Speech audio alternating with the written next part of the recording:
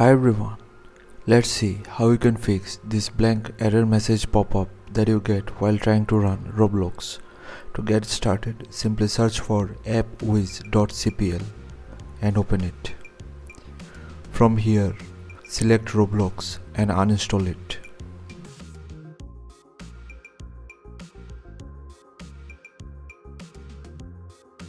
Now right-click on the Start menu Windows icon and click on Run. Then here type %local app data % and click on OK.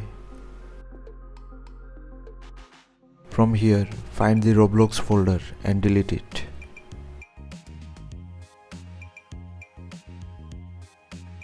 Then go to the run command box again and type %temp % and click on OK.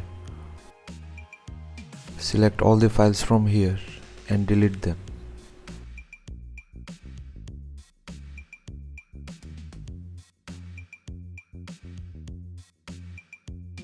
Skip the files that can't be deleted. Now search for command prompt. Right click over it and run it as administrator. Now type ipconfig /flush DNS and hit enter. Now type netsh winsock reset and hit enter. Now close the CMD window and restart your computer once.